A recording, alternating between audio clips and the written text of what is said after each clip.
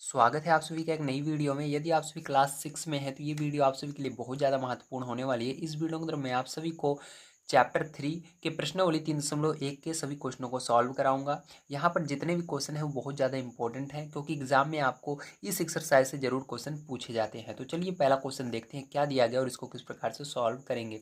तो पहला क्वेश्चन आपको दिया गया है, निम्नलिखित संख्याओं के सभी गुणनखंड कीजिए। तो यहाँ पर क्या कह रहा है जो यहाँ पर संख्याएं दी गई हैं इनके आपको गुणनखंड करने हैं। अब गुणनखंड का मतलब क्या होता है सबसे पहले आपको ये समझना होगा, तभी आप इस सब का गुणनखंड कर पाएंगे। तो चलिए कॉपी पर चलते हैं और हम समझते हैं कि गुणनखंड का आखिर मतलब क्या होता है, तभी हम इस संख्याओं को का गुणनखंड निकाल पाएंगे। तो चलिए देख लेते हैं। यदि आप सभी हमारे चैनल पर पहली बार आए हैं तो नीचे दिए गए ब्लैक कलर के बटन को दबाकर सब्सक्राइब करें और यहाँ पर नोटिफिकेशन में ऑल पर सेलेक्ट करें, जिससे कि मैं आप सभी को जितने भी आपकी क्लास की वीडियोस प्रोवाइड करूंगा वो सबसे पहले आप तक पहुंचेगी और आप घर बैठे बढ़िया तैयारी कर पाएंगे। तो चलिए आज की वीडियो स्टार्ट करते हैं। यहाँ पर जितने भी क्वेश्चन दिए गए थे सबको मैंने नोट कर लिया है। अब यहाँ पर हम बड़े आसान तरीके से आपको समझा सकते हैं कि गुणनखंड का मतलब क्या होता है और आपको बढ़िया तरीके से अब समझना है। तो देखिए ध्यान से देखिएगा, यहाँ पर 24 जैसे है तो 24 किस पहाड़े में आता है आपको सोचना है, ठीक है। तो इसी तरह से सबसे पहले हम छोटी संख्या लेते हैं। जैसे कि इसके अंदर 12 है तो आपको 12 पता है किस किस पहाड़े में आता है या किससे किस संख्या में आता है, मतलब भाग देंगे तो किस संख्या से ये कट जाएगा, पूरा का पूरा चला जाएगा, ठीक भाग। तो देखिए आप ऐसे देख सकते हैं किस पहाड़ी में आता है या किससे भाग दें तब ये चला जाएगा। जैसे बहुत बड़ी संख्या रहेगी तो आपको ऐसे देखना पड़ेगा किस पहाड़े से ये जाएगा, ठीक है। जब छोटी छोटी संख्या रहेंगी तो आपको दिमाग लगाना है कि किस पहाड़े में ये आता है। तो देखिए 12 जो है 2 के पहाड़े से शुरू होता है, आप ये कहोगे ये बात सही है, लेकिन ध्यान रखिएगा एक जो होता है एक के गिनती में सभी गिनती आ जाती है, चाहे वो 12 हो, चाहे 24 हो, चाहे 15 हो, चाहे 1000 हो, चाहे 10,000 हो, सारी चीज़ें आ जाती हैं, इसलिए सब में एक लगाना जरूरी है। तो यहाँ पर आपका क्या हो जाएगा, यहाँ पर आपको याद रखना है पहला नंबर आप लिखोगे एक, क्योंकि ये 12 जो है एक के गिनती में भी आता है, ठीक है, इसलिए एक लिखोगे आप। एक से जब भाग दोगे तो 12 को चला जाएगा। इसके बाद ये 2 के पहाड़े से भी जाएगा 12, 3 के पहाड़े से भाग दोगे 12 में तो चला जाएगा, 4 के पहाड़े में भी 12 आता है। अब देखिए आपको आगे सोचना है, 5 के पहाड़े से नहीं जा रहा है, 6 के पहाड़े से जाएगा, ठीक है, 7 के पहाड़े से, 8 के पहाड़े से, 9 के पहाड़े से, 10 के पहाड़े से, अब न किसी से नहीं जाएगा, सीधा 12 से जाएगा। तो इस तरह से आपको दिमाग लगा करके सोचना है या आपको पहाड़ा आना चाहिए कि किस पहाड़े में 12 आता है। ध्यान रखिएगा एक सब में रहेगा, ठीक है। जब भी आपको ऐसे कहे कि इनका गुणनखंड कीजिए तो आपको एक सब में जरूर लिखना है और उसके बाद देखना है 2 के पहाड़े में आएगा कि 3 के पहाड़े में ही आता है, 4 के पहाड़े में आता है, 6 के पहाड़े में आता है, 12 के पहाड़े में, इस तरह से आपको सोचना है, ठीक है। अब देखिए यहाँ पर अब स्टार्टिंग से हम देखते हैं, उसको मैंने समझाने के लिए आपको बताया था। अब देखिए यहाँ पर देखते हैं 24, तो 24 एक के पहाड़े में आएगा। अब देखिए 2 से आप भाग दोगे 24 में तो पूरा का पूरा ये चला जाएगा, ठीक, जब आप भाग दोगे तो 2 के पहाड़े से कट जाएगा। अब देखिए 3 के पहाड़े से भाग दोगे तब भी ये कट जाएगा, पूरा का पूरा नीचे शेषफल आपका 0 बचेगा, ठीक है। मतलब 3 के पहाड़े में भी 24 आता है। इसी तरह से 4 के पहाड़े में 24 आता है क्या, तो आपको इस तरह से दिमाग लगाना है, हाँ 4 के पहाड़े में भी 24 आता है, 6 के पहाड़े में भी आता है, ठीक है। उसके बाद 8 के पहाड़े में आता है, फिर उसके बाद 12 के पहाड़े में आता है, फिर 24 के पहाड़े में आता है, ठीक है। ध्यान रखिएगा इस तरह से आपको करना है। अब देखिए इसके बाद कैसे करेंगे ध्यान से आप समझिएगा, ठीक है। यहाँ पर एक एक चीज़ को आपको समझते हुए चलना है। अब देखिए 15 किस पहाड़े में आएगा, तो एक के पहाड़े में तो आएंगे सब, मैंने बताया था इसलिए एक लिखना। अब 2 के पहाड़े में 15 नहीं आता है, 3 के पहाड़े में आता है, 4 के पहाड़े में नहीं आता है, 5 के पहाड़े में 15 आता है, 6 के पहाड़े में नहीं आता है, 7 के पहाड़े में नहीं आता है, सीधा आप 10 के पहाड़े में आएगा, ठीक है। 10 के पहाड़े में सॉरी नहीं आएगा क्योंकि यहाँ पर 15 है, मैंने सोचा 50 है, ठीक है, तो 10 के पहाड़े में नहीं आएगा। अब डायरेक्ट ये किस पहाड़े में आएगा आपका, 15 के पहाड़े में ही आएगा 15, ठीक है। तो 15 के पहाड़े में 15 आता है। अब देखिए इसके बाद आप 21 दिया हुआ है, 21 को देखेंगे तो ये 1 के पहाड़े में आएगा। उसके बाद 2 के पहाड़े में तो आएगा नहीं, 3 के पहाड़े में आएगा, ठीक है। उसके बाद किस पहाड़े में आएगा, 3 के बाद ये 7 के पहाड़े में आएगा, फिर उसके बाद 21 के पहाड़े में आएगा, ठीक है। अब देखो यहाँ पर आप इसको देखिए, 27 किस पहाड़े में आता है, 1 के पहाड़े में आएगा, मतलब 1 का पहाड़ा यानी गिनती, ठीक है। जब मैं पहाड़ा बोलूँ तो आपको गिनती समझना है, 1 के पहाड़े में आएगा। और उसके बाद देखिए यहाँ पर 3 के पहाड़े में आएगा, और उसके बाद यहाँ पर अब ये 3 के पहाड़े में आएगा। उसके बाद ये आपका 27 जो है 9 के पहाड़े में डायरेक्ट आएगा, ठीक है, 9 के पहाड़े में आएगा। और उसके बाद देखिए किस पहाड़े में आएगा, फिर 9 के बाद अब ये किसी पहाड़े में नहीं आता, सीधा 27 के पहाड़े में ही आता है। इस तरह से आपको पता होना चाहिए कि कौन सी संख्या किस पहाड़े में आती है। आपको अगर 20 तक पूरा पहाड़ा याद है तो आप बड़े आसानी से बता सकते हो, ठीक है। अब देखिए 20 किस किस पहाड़े में आता है, ये आपका 1 के पहाड़े में आएगा, 2 के पहाड़े में आएगा, 3 के पहाड़े में नहीं आता, 4 के पहाड़े में आता है, 5 के पहाड़े में आता है, 6 के पहाड़े में नहीं आता, 7 के में नहीं आता, 8 के में नहीं आता, 9 के में नहीं आता, 10 के आता है। ठीक है, 10 के बाद किस में आएगा डायरेक्ट, अब 20 के पहाड़े में आएगा। तो ये आपका हो जाएगा। ठीक है, आपको समझ में आया, वेरी गुड। अब देखिए ये 18 जो है 1 के पहाड़े में आता है, 2 के पहाड़े में आता है, 3 के पहाड़े में आता है, 4 के पहाड़े में नहीं आता, 5 के पहाड़े में नहीं आता, 6 के पहाड़े में आता है, 7 के पहाड़े में नहीं आता, 8 के पहाड़े में नहीं आता, 9 के पहाड़े में आता है और 10 के पहाड़े में नहीं आता। अब डायरेक्ट देखिए, जब देखिए 9 क्या है, 18 का आधा है। ठीक है, 9 का गुणा 2 में करोगे, 9 दूनी 18, मतलब 18 का आधा करोगे 9 आएगा। जब आधे पर पहुंच जाते हो तो डायरेक्ट ये किस पर आता है, इसी पहाड़े में आता है जो दिया गया था। यहाँ पर डायरेक्ट ही 18 के पहाड़े में आएगा। ठीक है, जैसे 18 का आधा क्या होता है 9, तो 9 तक 9 जब आप लिख लोगे तो जान जाइएगा। अब ये इसके आगे किसी पहाड़े में नहीं आएगा, सीधा 18 के पहाड़ जो यहाँ पर लिखा हुआ है उसी के पहाड़े में आएगा। ठीक है, जिस जो संख्या का आप गुणनखंड कर रहे हो। अब देखिए थोड़ा ऊपर कर लेता हूँ, आपको दिख नहीं रहा होगा। अब देखिए यहाँ पर देखिए 23 किस पहाड़े में आएगा, तो 1 के पहाड़े में आएगा 23, और ये किसी पहाड़े में नहीं आता 23, केवल 23 के पहाड़े में ही आता है। ठीक, ध्यान रखिएगा। अब देखिए यहाँ पर 36 है, 36 को देखते हैं, तो 36 1 के पहाड़े में आता है। ठीक है, उसके बाद 36 1 के पहाड़े में आएगा, 2 के पहाड़े में आता है। ठीक है, कैसे आपको पता लगेगा 2 के पहाड़े में आएगा, इसके अंदर भाग दे दीजिएगा। भाग देने पर जब ये पूरा का पूरा कट जाएगा, ठीक है, इसके अंदर कुछ भी नीचे शेषफल नहीं बचेगा, तब आपको जान जाना है हाँ इस पहाड़े में आएगा। तो यहाँ पर 2 के पहाड़े में आएगा, 3 के पहाड़े में आएगा। ठीक है, अब देखिए कैसे जानोगे आप, मैं बता भी देता हूँ। जैसे ये 36 है, ठीक है, 36 को क्या करेंगे हम, यहाँ पर ऐसे देते हैं भाग, किससे, 2 से।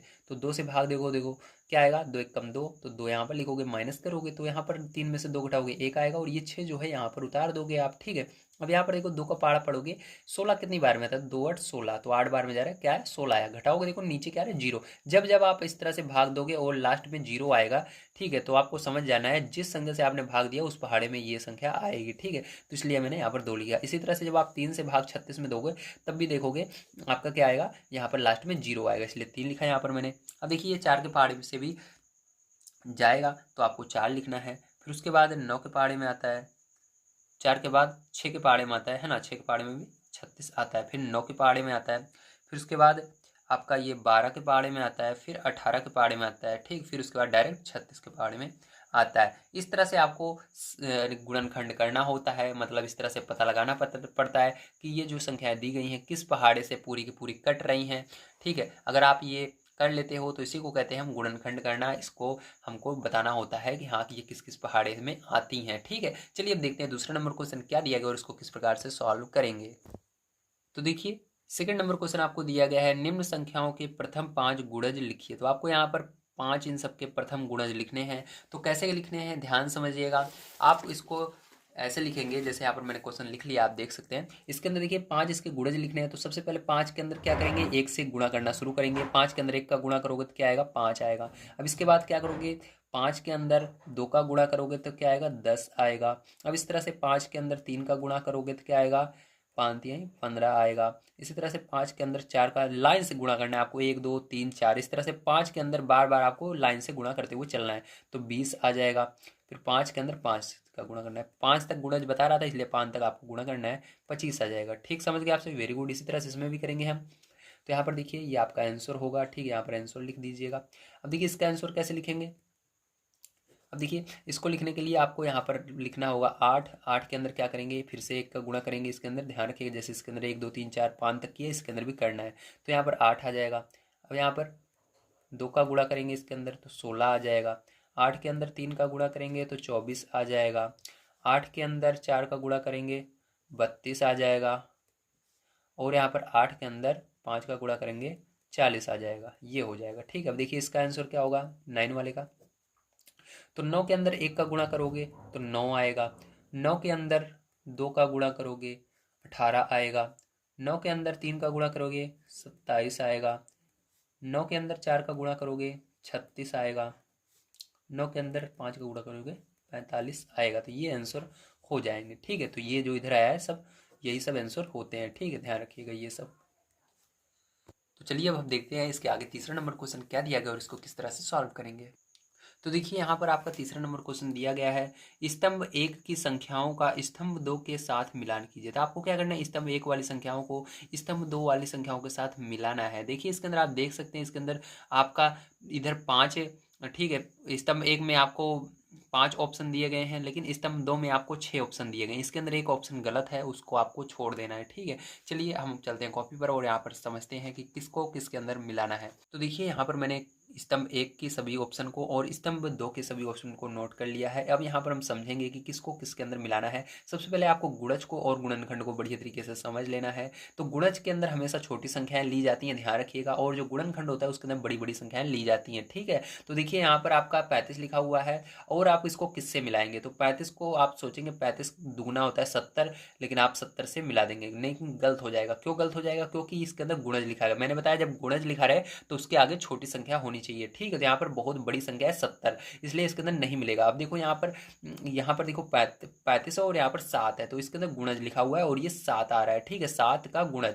तो देखिए 7 का गुणज का मतलब है कि 7 का पहाड़ा पढ़ोगे तो 35 आएगा, जी हाँ आएगा। तो 7 के पहाड़े में क्या आता है इनमें से? देखिए 7 के पहाड़े में आपका क्या आता है? 35 आता है, 15 आता है, 16 आता है, 20 आता है या 25 आता है। तो आप ध्यान से देखोगे तो जो 7 का पहाड़ा है उसमें क्या आ रहा है? 35 आ रहा है, ठीक। इसलिए मैंने यहाँ पर इसको देख लिया कि हाँ 7 के पहाड़े में क्या इनमें से कोई और भी तो नहीं आ रहे हैं, नहीं हम 35 में मिला दें हमारा गलत हो जाए, नहीं कोई और नहीं आ रहा है, केवल 35 ही आता है 7 के पहाड़े में।